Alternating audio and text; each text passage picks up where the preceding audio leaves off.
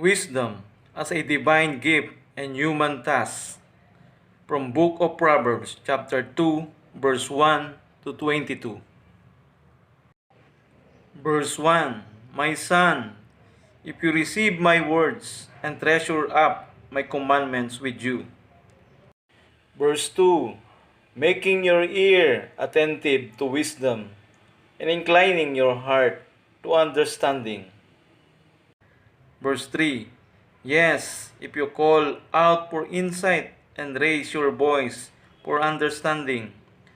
Verse 4. If you seek it like silver and search for it as for hidden treasures. Verse 5.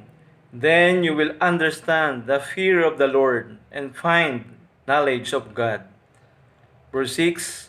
For the Lord gives wisdom, from his mouth come knowledge and understanding. Verse 7.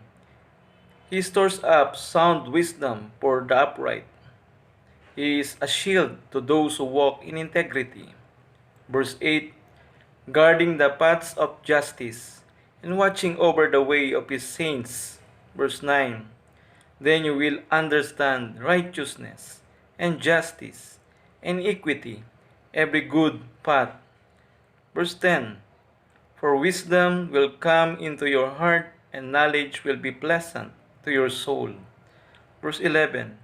Discretion will watch over you. Understanding will guard you. Verse 12. Delivering you from the way of evil, from men of perverted speech. Verse 13. Who forsake the paths of uprightness, to walk in the ways of darkness. Verse 14. Who rejoice in doing evil and delight in the perverseness of evil. Verse 15.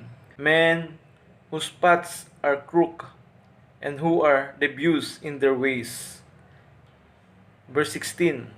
So you will be delivered from the forbidden woman, from adulteress with her smooth words.